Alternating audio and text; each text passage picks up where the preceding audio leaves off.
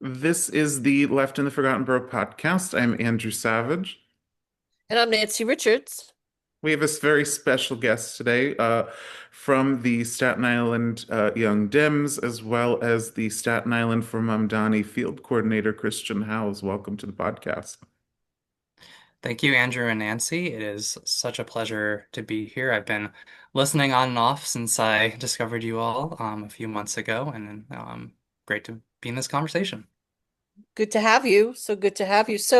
Um, we're going to enter a new era in a few days, Mhm. and thanks to a lot of your help on Staten Island, helping getting Mandami elected. How you feeling right now? Yeah, excited. I'm sure as we're also looking back at 2025, when we're having this conversation, it's very close to the new year. It has been a roller coaster for especially the folks on the left. I continuously get back to thinking about where we were in January and the start of a new presidential administration Ugh, and a ugh. low moment that we were in. But to be truly privileged and lucky that we are in New York City and have something that the whole country and the world is looking at right now with Mamdani's campaign and hopefully now going to be a bright administration to really exemplify the values that this country, at least that I've always found, and the city really, really means. And well, this is a really good time to have you on the podcast because in a couple of days, uh, Zohran Mamdani is going to be inaugurated as the new mayor. And I was just wondering how long you had been on Team Mamdani, because one of the reasons I was sort of in the doldrums last year at this time, except the obvious, a potential Mhm. fascist takeover of the United States. Hmm. But I was also kind of in the doldrums because I kept hearing from Democrats, oh, Andrew Cuomo's inevitable. He's going to win, so we have to kind of get in line and support him. I heard that from Hmm. local leaders here on Staten Island. Hmm. They supported Yeah, they I'm, endorsed him for that Yeah. reason. They yeah. Yeah. So yep. how long were you on? And it was not clear to me at that time who would emerge as kind of as the anti-Cuomo. And so what drew you to Zohran Mamdani's campaign, and were you on pre-primary, or was it the primary victory that got you to get involved? Explain that process. Yeah, I was reflecting on it earlier, and I joined late February, so pretty early on, when the petitioning was just wrapping up. So as you all recall from the primary, it was a rather crowded field. I remember sitting in my office at work looking through a list of all the people who have like put themselves up as candidates for the Democratic primary when Eric Adams is still in the race and everything and thinking about, oh God, I do not want another Eric Adams mayoral administration. And then obviously there was so much conversation about Cuomo joining and representation of that, which I'm sure we will can get into. And I just went down the list of all the different candidates and saw Zohran Mamdani. There was a pretty famous moment early on in his campaign and his work as an assembly member where he was yelling at Tom Holman, the Homeland Security, he has some capacity. He was, Yeah. sort of, he's one of the Gestapo enforcers of this Yeah. administration. Yeah. Did he have his bag with $50,000 in it at the time? I don't know. Oh, forgot about that moment. Yeah. Yeah. But The bingo card for 2025 and was I had full. I had forgotten about Zohran Mamdani confronting Mhm. Tom Homan as well. I had forgotten about that. It's just kind of memory hold with all the shit that comes at us every day. And so was that like a moment where you decided, I have to get on board? He's just doing the right thing. He's speaking truth to power. I think that was one thing. I will also share there are a multitude of personal intersections that I have with Zoran, being he only being about 4 years older than me. Despite my name, I am a convert to Islam. I'm a Muslim. I married my wife a few years ago, so there was that element of that. And a also another element of just the left leaning, after Harris's loss in 2024, I really felt like the Democratic Party kind of started to stand for a lot of like corporate interest and whether not be corporate interest, but the non-profit interests that they were always towing the line of being like playing it too safe and not really standing for anything. So hearing Zoran's message where he was really standing for something, and I think that that moment with Tom Holman really exemplified it, and it just continued as I learned more and more about him and following him, is that he was a candidate who was standing for something. The buzzword affordability has obviously become a central point of his campaign, and I think he really pioneered that. But it's also like he ran a campaign of positivity down to his cross endorsement of Brad Lander and the rest of the Working Families Party slate during the ranked choice voting. But then just like throughout the general, as we get into the general, but I think even from the very beginning, the fact that he was just a positive messenger and really focusing on like, I'm going to make people's lives better rather than an element of fear or get in line because Cuomo is inevitable. Like he was a person who is messaging about like there is something to be hopeful for and the government can be a good thing. The opposite of the Reagan quote about government is the problem. Like government can be a solution in people's lives, and I think that we really need that now, especially in our local elected officials. It's a good reason to. I love the fact that we have ranked choice voting in New York City. I was actually initially going for Michael Blake, Mhm. uh, and surely for the fact I was an Eric Adams person, and he just, flat out disappointed me. Um, but Michael Blake, I remember he worked for Barack Obama's campaign, and I remember him, and so that's kind of how he stood out to me.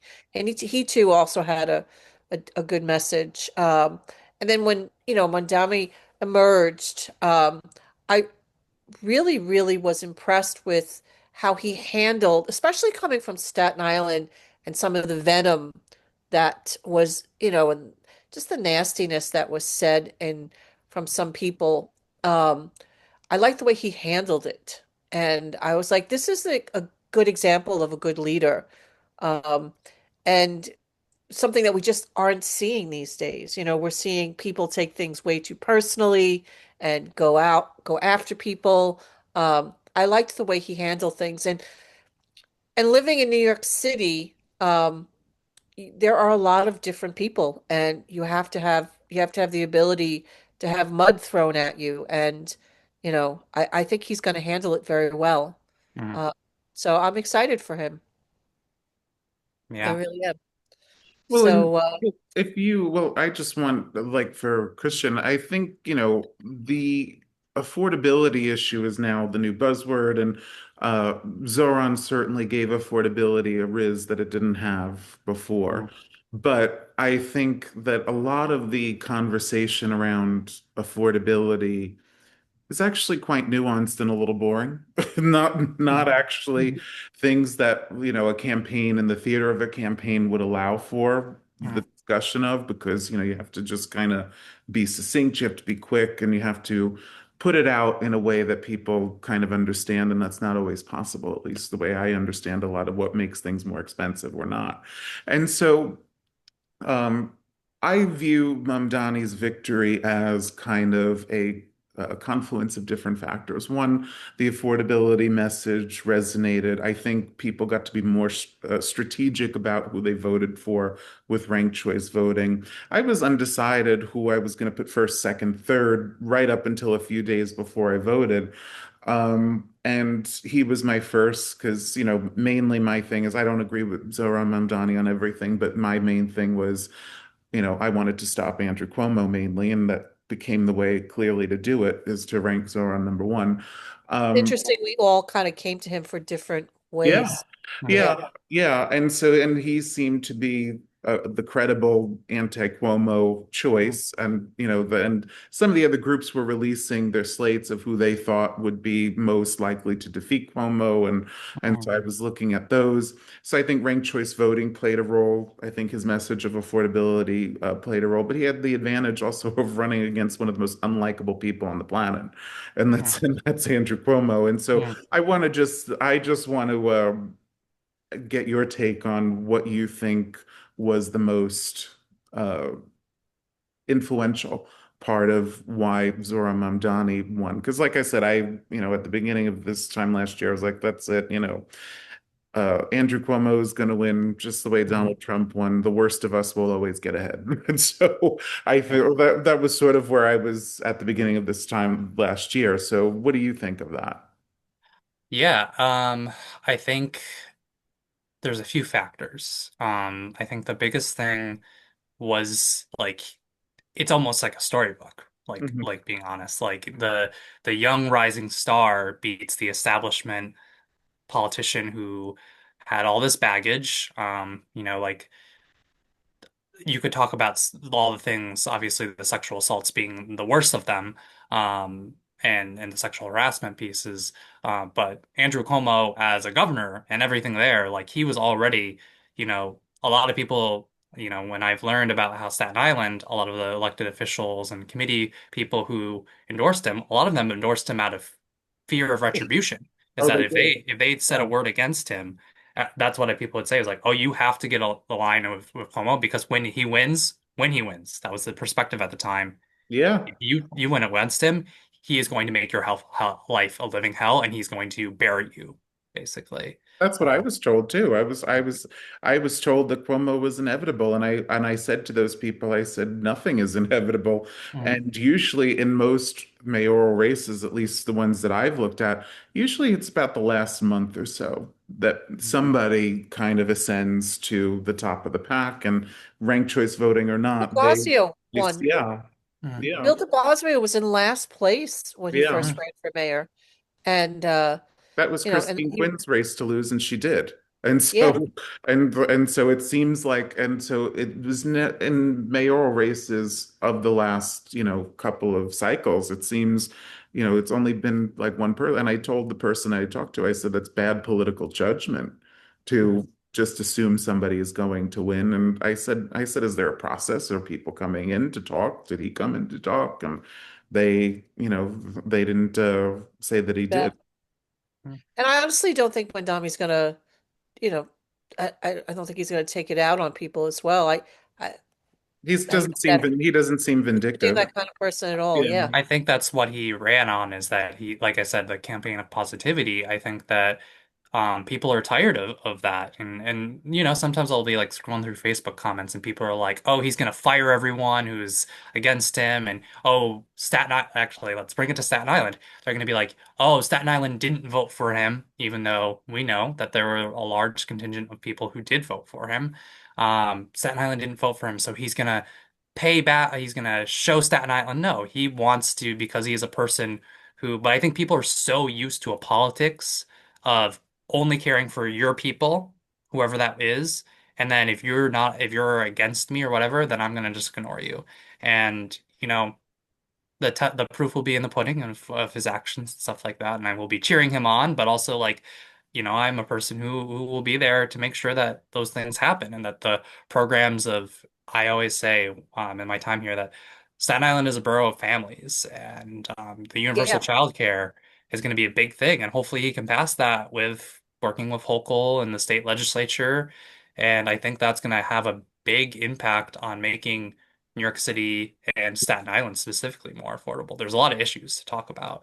Um, Nancy, I do want to at some point get back to the point of the mud being thrown at him from our many from our fellow Staten Islanders, but I think that he's a person who is going to bring positivity to politics. He's demonstrated that as his campaign, yeah. and I think there's such a hunger for that because politics has been exhausting.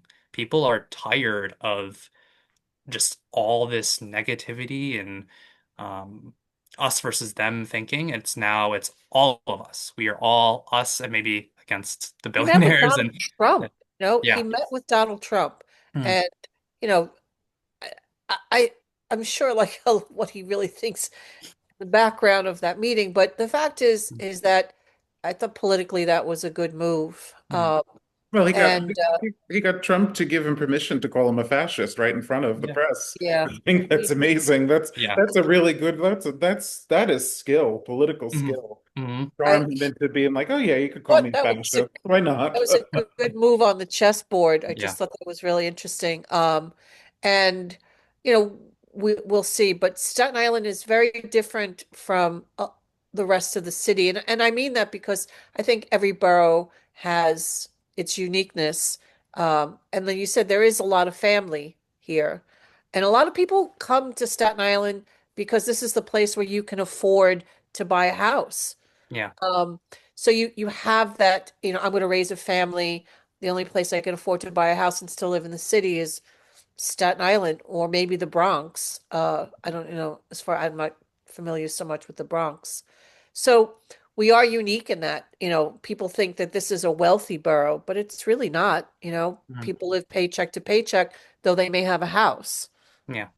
So, my question for you was in the campaign was when you were knocking on doors, um, did what did you encounter? Like, Yeah. And I will say, the campaign really focused on, you can take a look at the map and I can tell you exactly which areas we knocked on the most are the areas that he did the best. So our campaign field operation, it was fully volunteer. I think in my time um, since. I wish that I had deeper connections to Staten Island people that I now do know because I think we could have worked more cohesively. I feel like our people are a little bit divided, but in terms of like actually when I knocked on doors, it'd be a lot of things. When I saw families there, I would really emphasize the family universal childcare program.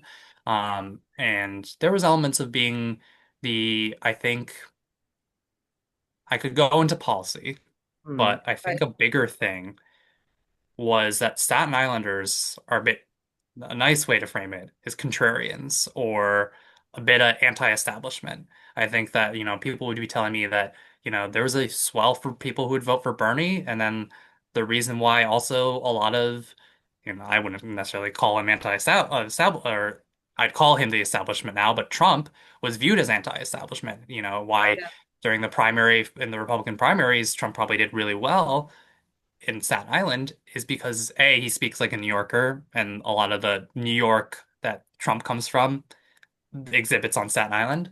But the element of here that we are, the name of the podcast, the Forgotten Borough, yeah, that we are the element of the people, and I think people really gravitate towards someone who isn't already bought into the system.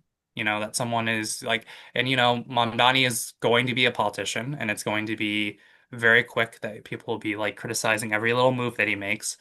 But Cuomo was the prime example of a politician. So when I walked up to a door and I said, "Here's the guy who can beat Cuomo," you think about all the things that you as a New Yorker have been facing from affordability to COVID to just the politics of a man who really, as we've talked about earlier, vindictive, a man of corrupt character. He is not that. Mamdani is young and new and someone bright, and I knock on doors and that would be my message. But then when I got into conversations, and I'll dive into the policy points, families were the biggest thing. But then you talk, Nancy, I think Nancy, you said this, that people are living paycheck to paycheck here, that they might own property and they might feel some degree of comfort in that. Um, but what happens when your water heater breaks or your roof needs fixing and stuff like that? Can you afford those kind of things? And renting the tenants, that is a whole other conversation of the difficulty that a lot of our renters face on Staten Island. I found a lot of people, the affordability there of renting, but then their relationship with the landlords have not been necessarily the best. So, and vice versa. Like I know people who, yeah, I say this a lot, and I'm going to beat it with a dead horse, but a lot of these people who own homes, they use their mother-daughter, like that apartment on the side, to help pay their mortgage. And if the people who they're renting from aren't paying their rent, they can't pay their mortgage. Mm, And where is their assistance? Like I've heard stories where people haven't left with COVID, and there were these, so that's where those people feel like they've forgotten because they're a homeowner. And it's like, no, they're like hanging on by their thread. mhm, So there's a lot of that going on out here. And my neighborhood is I live in Concord, which he didn't do well in. mm. He actually Cuomo did better in my neighborhood, which I was surprised. Mamdani won my neighborhood, Silver Which Lake. I was Yeah, surprised yeah, because your neighborhood, even though it's Forest-Arian, it's more conservative. yeah. And so, but my neighborhood is everyone in my neighborhood pretty much lives in this. They own their home Mhm, and they live there. There's very few renters in this neighborhood. Why? Because this is a very affordable neighborhood to buy a house. mhm. This is a cheap place to buy a house, this neighborhood. So people live here, own.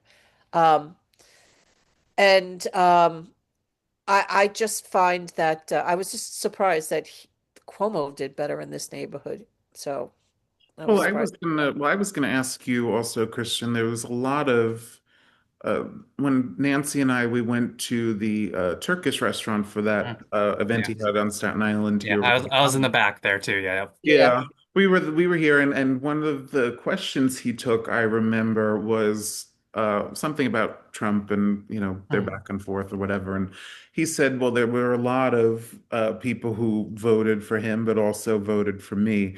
Did you find that when you were knocking on doors? Did anybody tell you that?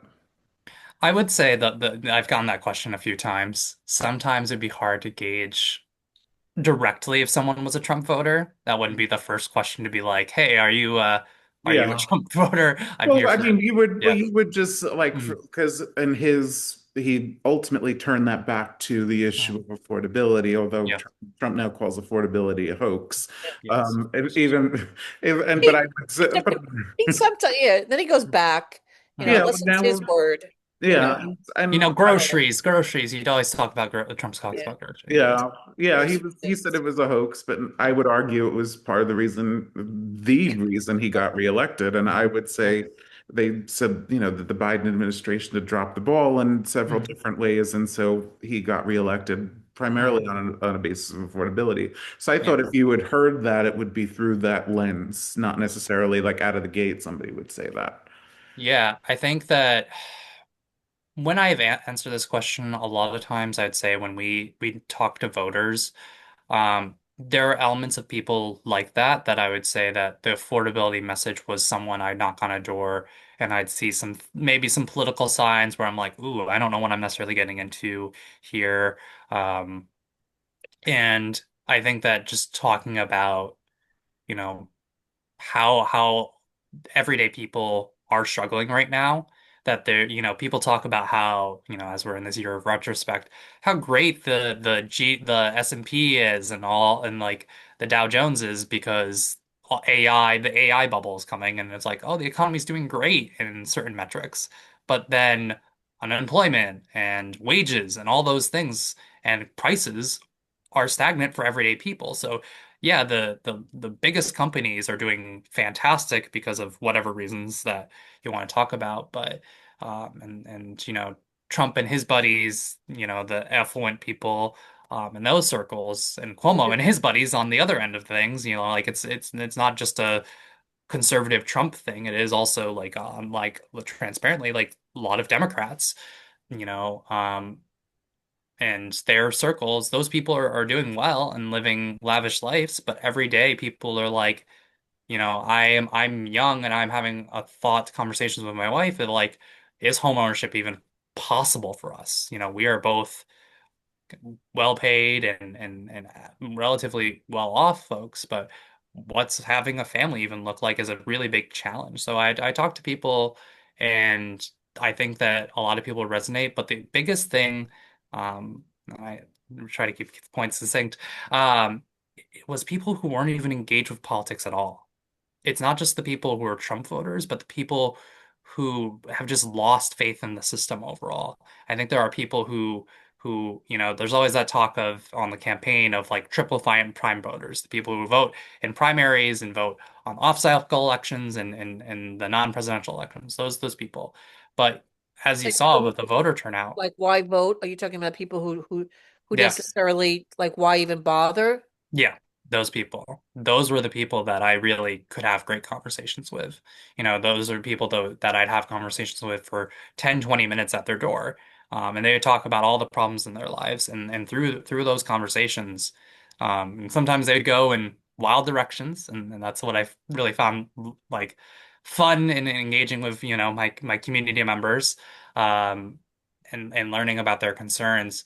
But yeah, a lot of people would say like, what's the point of voting? Like the government doesn't do anything for me. Like I could vote for Adams, I could vote for Cuomo, I can vote for what was it, Paperboy Rob Prince, the perennial joke candidate. Yeah. Oh And then yeah, like it's not gonna change my life, forgot like about him. yeah. So like a lot of people I think that we would focus on would be the people who've never felt engaged or represented in politics. And Do you feel uh, that they were gonna they those people went out and voted? I think so. I think that there are elements in the, you know, It's good. in yeah, in the time that I've also lived on Staten Island, which has been about only 4 years, I've seen there been a rapid change in our demographics in terms of looking at Highland Boulevard and Forest Avenue, a lot of halal places opening up, East Asian places opening up, in terms of restaurants and things, and then seeing the communities. And when I was knocking on doors, obviously Zohran Mamdani is South Asian, of a South Asian background. But I think that like he brought out people who would never vote for in the South Asian community, that they didn't vote. And I think it was beyond just identity. I think identity is like, I'm not going to kid myself that people saw a candidate in that they physically represented. But I think there was more to it than that, that there was someone who, once again, I keep driving that point of someone who is representing a sea of change, and that's someone to vote for and not just vote against. It's not just I'm just voting against Cuomo. It's I'm voting for someone who has a politics of change and something that's going to make my everyday life better. Which is great, as opposed to just I'm not voting for Cuomo. I'm voting for, for someone who I actually think is going to do something. Um, I was listening to Marsha Kramer's show on Sunday, and they quickly interviewed Curtis Sliwa, Mm, and I really liked what he had to say. He was just kind of like, you know, Mandami won. He has a mandate. Like he was rooting for him. Like, I heard no bitterness, and I think with a lot of the people that supported him and what they were saying, I was kind of impressed with how he kind of was like, I have different politics than this guy, and may the best man win. mhm. And um, do you think there is a place for someone like him in his administration? Um, Obviously, I don't know the full details. I would find it Well, hard just to yeah, just see, thinking. but I definitely um the maybe the czar of the cats and things like that as Definitely a is a joke. big animal Yeah. rights person. Yes. So, I mean, I also know he's like married to what the like, or former Queen's District Attorney or Yeah, something like that. well, he's married to, he was, they're not married anymore. He Okay. was, he Yeah. was married to Melinda Katz, who was the Yeah. DA of Yeah. Queens. his wife Um, Um, now is Nancy. I only yeah, recognize, yeah. yes, yeah. Nancy. His Um, ex-wife is Melinda Katz, yeah. yeah. I mean, that was a shocking moment to really see his like Curtis's numbers at the end, the collapse, whether that be because of Trump's endorsement of Cuomo. I think a Um, lot of people, the people that want to go for Curtis, kind of freaked out and went for yeah. Cuomo. Well, But he there was was, yeah, at the I was 11th surprised. hour, Cuomo became, the de facto Republican candidate, yeah. Yeah, with Trump's, backing, it seemed. And yeah. People um, were really like in the Republicans, like trying to pay him off. that's what Was he Yeah. not said. right. I went to the live recording in King's Theater in November of the Pivot podcast with Kara Swisher and Scott Galloway, and their guest that night was Curtis Sliwa, and he said that they did everything possible to try and get him out of that race, paying him off, Right. threatening him every trick in the book they tried. And uh, he walked away from his job at 77 ABC because somebody confronted him on the air. It was that walrus, John Catsimatidis, with the Mm, Yeah. shitty grocery yeah. store. Yeah. Who tried to get him out of the race, and he walked away right on air, which I thought was amazing. But I want to get back to Mamdani and political strategy. I don't know how connected you still are with Mamdani world, Mhm. but I see some of his appointments Mhm. as, in these different city posts. I see them as not only, wise from a service perspective, but I also see them as potentially politically savvy too, because, I think keeping Jessica Tish on, whose family gave $10 million to Andrew Cuomo Mhm. in the campaign. I think that keeping Really? her on, yeah, I think keeping her on is wise because he could sort of keep an eye on her because she's somebody who could step down and decide she wants to challenge him later on Mhm. and potentially self-fund because she has that kind of money. Mhm. And so, what have you heard about like that sort of thinking around that? About Yeah. the political savviness of like how he's made appointments. Yeah, I know a few people, specifically what I always refer to as the Staten Island contingents of people. About half of the people on the mayoral uh, transition team, the 400 members. I think there's about 8 of them that are from Staten Island, and I'm familiar with about 4 of them. Um, and you look at Sharif Yeah. Solomon. Hmm. He's Yeah. he's going to be our budget director, and has been a lifelong resident of Staten Island, growing up here. I think he lived here since he was like 11 years old or something of that nature. And there are people who don't like Jessica Shish, and you know, I wouldn't say that I am an expert on. I wouldn't say that I have a fully formed opinion of her either way. But to your point, Andrew, I think that um, you know, I'm not gonna sit and litigate every single appointment and every single thing. I'm happy. I'm really always happy when I see Staten Island folks. That's always important to me, and I'm sure important to many of our people. Um, and obviously, it's not just about, having Staten Islanders at the seat of the table, but to have the money guy representing us. I feel like he's going to have a lot of levers of understanding of our borough, and things like that. But I think that he's going to, it's even beyond appointments. He's going to make decisions. There is an element of his endorsement of Brad Lander for Congress, Yes. immediately. Some inside left-leaning things. There was a DSA endorsed candidate who was on the docket there who suspended her campaign after uh, endorsement after Lander announced. She's a assemblywoman. Alexa, I believe. I can't remember her last name off the top of my I head. think she was a councilwoman actually Hmm. from nearby, like in that Yeah, district. Yeah. yeah.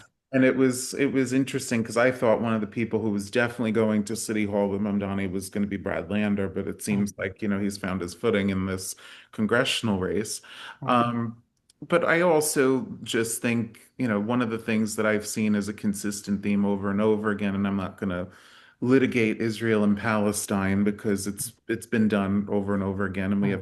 have more local focus here. But um, it's just I think the people who are baselessly accusing Zohran Mamdani of anti-Semitism, Deborah Messing is fucking ruined for me. Like I Hmm. just I can't. know.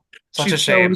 she's so Yeah. Yeah. insufferable. She's so insufferable. But Hmm. I would say also, My and former AP, who I respect as an educator, Hmm. you yeah. know, some of the things that he's been saying on Facebook, I'm like, wow, like, you Yeah, know, and I don't mean to dismiss anybody's Hmm. concerns or fears or whatever, but I think, they're very largely over the top. And what do you see as his opportunity to maybe assuage some of those concerns and fears? I think an opportunity comes from when the city council formally elects Julie Menon Mhm. as the first Jewish speaker of the city council. I think Mhm. that's a kind of a powerful side by side, a Muslim mayor and a Jewish speaker of the city council.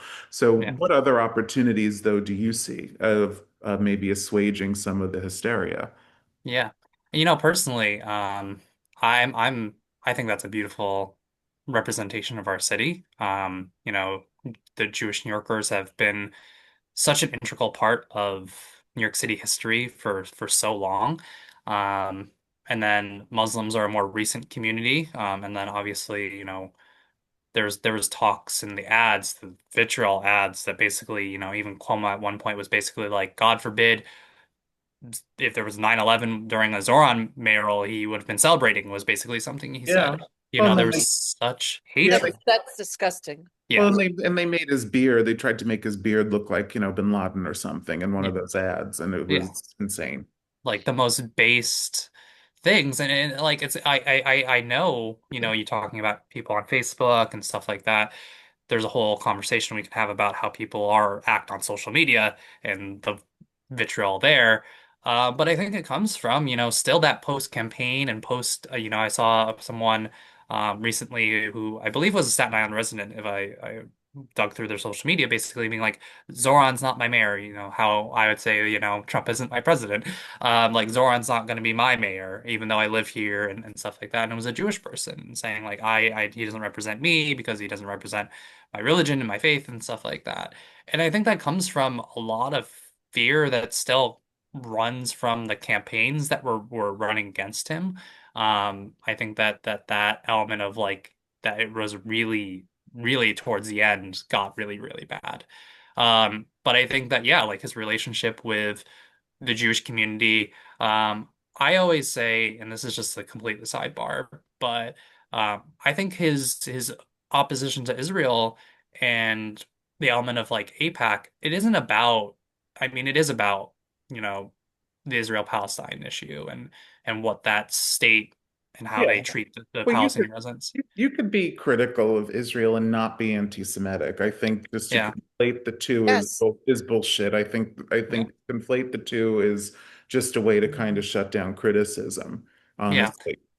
But I was gonna say the bigger thing is also like who, if you're willing to let an organization like APAC control your messaging, looking at Mhm. Richie Torres, we talked about Michael Blake earlier, if you're Right. gonna let someone like that, an organization like that, control you in the face of war crimes happening over in Israel and in Gaza, what are you gonna do when the pharmaceutical companies come knocking and give you money? Like I think that he represents like the Israel-Palestine issue. I think on one end the claims of anti-Semitism has come from the last ditch effort of the Cuomo campaign and things like that to really try to like be like, don't vote for him because he's gonna make New York not friendly to Jewish people. I think that's untrue. I think we are gonna see very quickly that that is just completely baseless and I there are many Jewish New Yorkers um, young and old. It doesn't have to be just the young people who support him, but young and old who are like, I'm walking around New York City and I'll be walking around New York City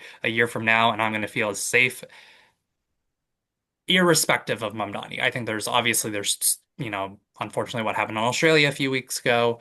It's not to say that anti-Semitism isn't a problem, but like Mamdani knows that, like he recognizes that and made statements about the Bondi Beast things, and you look at the moment of that unfortunate massacre or whatever term it was described as, that there was a Muslim man who beat up like took the gun from one of the person that, in the end, like Mamdani is a person who cares about humanity.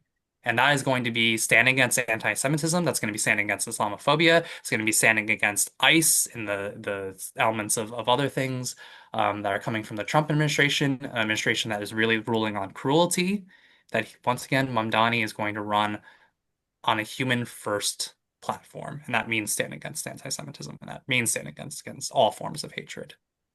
And I also want to know because Eric Adams has been making a series of moves in, the 11th hour of his administration to really stymie Mandami. And one of the ways that I've seen is one, appointing people to the panel for educational policy, like Joe Borelli here in Staten Mhm. Island. He has also appointed made some appointments to the Rent Guidelines Control Board, which was really going to, I think, be an obstacle for Mhm. Mamdani's plan to freeze the rent because that's kind of a narrow thing, freezing the rent. You have only those properties that are under the control of the Rent Guidelines Board. And so he's going to be walking into a situation where it's going to be really hard to freeze the rent because you have to fire those people and inevitably they're going to file legal challenges. And it's going to take a while to do this. And Mhm. so, what is the sense from Mamdani world about how they can mitigate all of that? Yeah, I think there is an organization that I'm really still connected with, and you'll be seeing them in our neighborhoods very soon, next month, called Our Time. I don't know if either Our, of you our are time? Our Time. So like R as in like collectively Our Time. So Because one. our time is like a over 60 dating app. Oh, yes. When you look it up, that is the first thing that shows up. So if you look up our time, scroll down a little bit, or do our time NYC. There's an organization called Our Time NYC. Yes, totally forgot that when I looked that up, I'm like, this is not what I was looking for. So our time is a lot of campaign staff, people I got to know across the city, who are looking to do specific campaigns and you know we're all political people here and aware of like what's going on in politics, but people's day to day once there's election over they're like, oh, politics is done until the next time the ballot box is open. But our time is really looking to drive people to connect with their state legislatures, their campaign. They had a small canvas in December, that I brought a couple people from Staten Island over to Carroll Gardens, um, and basically encourage people to write letters to the state legislature in the support of the universal child care program. So the Rent Guidelines Board, that's one I'm not as familiar with the education appointments, but the Rent Guidelines Board, yeah, that's going to be a big challenge. I'm not sure Yeah, the savviness of the or what levers that Mamdani is going to be able to pull can himself, fire but them. what, He does have yeah. the authority. He does have the Mhm. authority to fire them. I looked into it a little Yeah. bit, but Yeah. it's going to be, it's going to be kind of a Trumpy thing where they're going to file litigation and Yeah. it's going to take forever. And, in the meantime, his whatever plans he had to freeze rent is going to be stymied by that. And so I think that, I don't know what ways there are around that. Well, Yes. I think if there's affordability, if he does something in regards to uh making housing more affordable, I I I I'm not stymied. I'm not stymied under you have to only freeze rent. Mhm.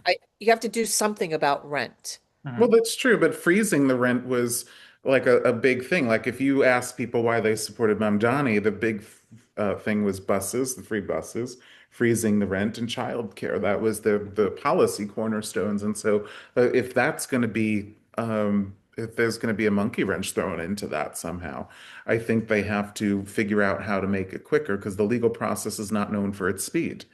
Yeah. So, No, I think that that is going to be the biggest challenge. I I think, have to, I have yeah, to move my laptop. I need to plug it. So I'm yeah, no just gonna worries. move for a moment. Yeah. Oh, you guys Uh, keep going. okay. Yeah, so I think it is going to be the biggest challenge, and that's why I'm bringing up our time is that, we're starting the organization. I'm saying we, mhm. I'm going to serve as a field lead in that capacity. Um, but are there levers? You're talking about like what can Mamdani do, and I'm curious what can he do? Whether that be some firings, but like there's also people on the Rent Guidelines board, and I don't know the 12. I think it's like 12 members or something of that nature. Could be wrong. But the members of that, like, are they persuadable? Are there things I know that it's broken up where there's a certain amount of tenants that are on the board, there's a certain amount of landlords that are on the board, and there's like I think like six people who represent no particular way of things. And are there people that Adams appointed who are persuadable? Like that they'd be like, hey, please freeze the rent. what can we do to make this policy? And is it not just Mamdani's like ability, but is there are things where, people don't go to Oh yeah, like well I guidelines board just meetings, but can we yeah. make a noise as people and have people Yeah. power change Oh, things? yeah. Well, I see him as making these last minute appointments for the specific purpose of fucking this up for Mamdani. And 100%. so I think that Putting a that's, roadblock, yeah, yeah. I think that's why he's doing it. And so I think, they have to figure out, how to sort of get around these roadblocks that Mm, they've put into Look, if he's place as here. good a leader as he is, he's going to figure out how to get over that roadblock because he's not the first politician where someone's put something in front of him that they don't want happening. My ex-boyfriend is in the leadership of the MTA, and one of the things that drew him to organize for Mandami for the MTA was the free bus program. He worked with him way before on this issue. And mm, he liked the way he handled, this program. So even the whole idea of free buses, he's done that already. mm, yeah, Maybe a different level. So, um, I like him. I think he's a smart guy. And, you know, j- looking at who he's been appointing, how he handles tough situations, um, you know, I have some good faith in him right now. I'm excited. So, and I yeah. think it's going to be you know, I, I think we deserve some leadership that is good and positive and is really looking out for New York. And why do we have to have the same old crap? So good. Yeah, and I will, and for the next, I would say maybe 4 or 5 months, as far as Mamdani and his approval rating, it's probably not going to be. This is as good as it's going to get, I think, for because just the average shelf life of a popularity Yeah. of any Yeah. politician when they come back into office. I mean, Trump's has plummeted for all the obvious reasons, Mm, but usually when you start governing, you piss people off, and that's usually going to reflect in the polls. And so the calculation of what he's going, because a lot of what he wants to do requires buy-in from the state legislature mm, and from the governor. And I know from people who I talk to in the state legislature that they're not inclined to do a lot of those things. And so I want to know, Maybe they like, should. oh, maybe they should. But I think the window to put that kind of pressure on is short. And I think the fortunes, I think, have changed for Hochul in that she doesn't have the kind of strong opposition, either in a primary or in the general election, where she has to worry so much about, what the mm. political ramifications of free buses or this or that. Because, last year I thought she was done, but this year I was, she's going to cruise to Yeah. re-election. Elise Stefanik is off in the winds, and now Thank it's God. yeah, now it's Well, this nobody, nobody that's running against her. why But how do doesn't you? he just focus on being a good governor? I Well, One thing I oh, like about Zoran is I never got the impression he was worried about winning. I think he had a message and he's like, this is who I am, and you like it, vote for me. I get that from him, and I think that's how he's going to govern, which I personally like. I cannot stand politics sometimes. I can't stand how people are always worried about, the upcoming election or, but how, they're is this politicians. good policy? They're Then, vain, yeah. then They're vanity. push it forward, Mhm. Well, Is it they're something that's going to be good? Then push it forward, you Oh know? yeah, well, is she? Well, the sea change as far as Hochul's political fortunes could definitely benefit Mamdani because she doesn't have as strong a challenge as she did, and so I think she has more incentive to potentially pass some of the policies that Zoran needs the Why state to doesn't she approve. just pass things that are good for, the state and New York City? And then I think she'll, get the fallout of, people will like her and her approval rating will go up. Yeah. Well, I think, Yeah. as far as the free buses, that was kind of a more thorny issue. Do you see her um, doing that? I know she's expressed some willingness to work with him on childcare. What about the buses? Do you see a sea change there, or does that require a little bit more persuasion? Yeah, and then there's Jano Lieber in the MTA who's also probably going to be a factor. I know that she controls the MTA, but like what's he gonna um and I think so. Quick context for me: I'm originally from upstate New York. I'm from Syracuse. So Okay. my connection to views of upstate governor, which I've never really had in my lifetime, has been very interesting. I think that you've made great points. You know that Lee Stefanik's blow up in her campaign and ending it relatively recently has been an interesting development. But you know, you look at that's something that a lot of people online, a lot of really online people would be like, you know, why Hakeem Jeffries and Chuck Schumer's tepid support. But I think Hochul is really, she really went in, and there was the Forest Hills rally that he had, I think a week before, or it might even been during early voting or right before early voting started. And Hochul got on stage and she was like, I'm backing Mamdani. And I was almost about to hear her. And as someone who cares not just about New York City, I care deeply about the city, but care about the state as a whole. Um, is that I was expecting her to get up there and say, I will deliver universal child care statewide. I thought that was going to be her big thing, but the people in the stadium started to yell, tax the rich, as like that is the mechanism that you need to do it. Tax the rich. And she was basically booed off stage, and Mondani had to come out and kind of be like, this is our political ally. We are going to have to work for at least a year, and in all likelihood now, at least another throughout his the rest of his Oh, mayoralty. she's gonna cruise to re-election at Yeah, this point, I think. But I yeah. think, and so I think that her political fortunes changing are good for Hmm. Donnie, because I think it's more likely that she would pursue a lot of these things more seriously.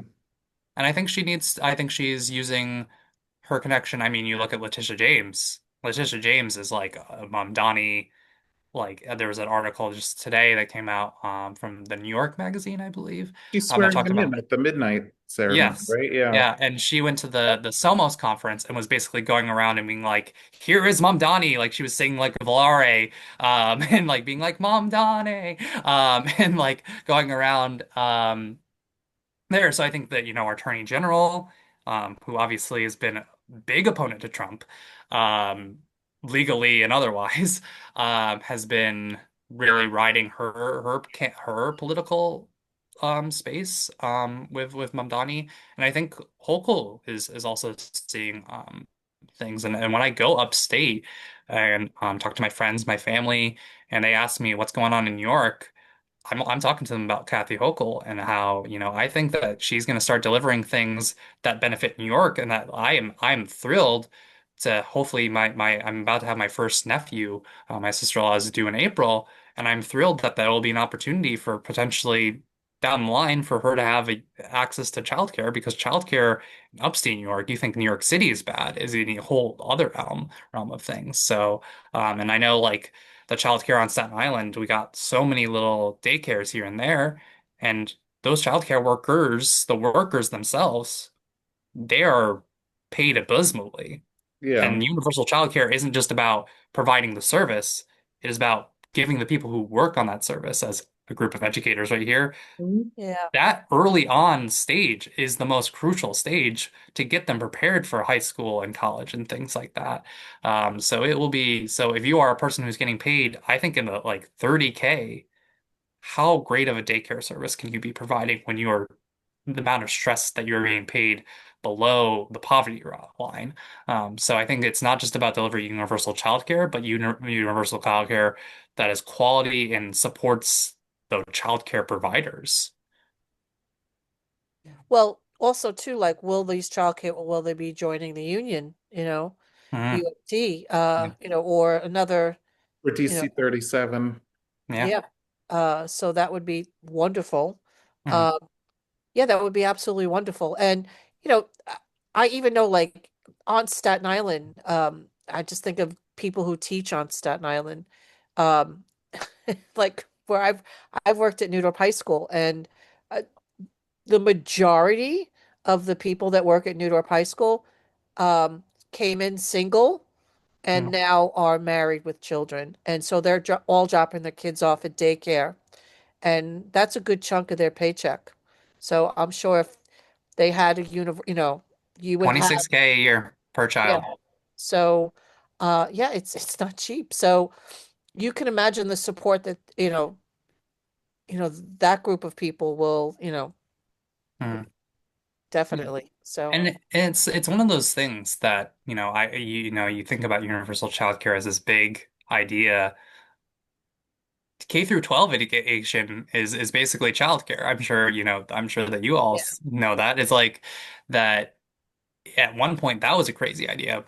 Kids were supposed like, way back in the day, kids were supposed to still be working In and like factories, when yeah. they're but those be like, no, don't send your kid to work in the factory, send them to school. Well, like now obviously, we're not having like 3 to 5 year olds, like, but the 3 to 5 year olds, like people are putting, especially mothers, like are putting their careers on hold and having to spend all this. Either they have to put their career on hold, lowering their income earning ability, or they spend thousands of dollars if they are capable to send them to childcare. So I don't think it's like as radical of an idea. Like K through 12 education is basically universal childcare through 5 to 18. So just pushing that and de Blasio did it as well. And I've known from talking to people on Staten Island that even the most conservative people loved the universal childcare when they had access to it during de Blasio. That 3K, I think it was called, or something like yeah. that. I'm sure.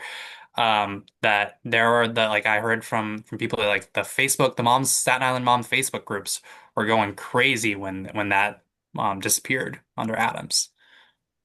So, well, I mean, that will definitely be something that people can get around.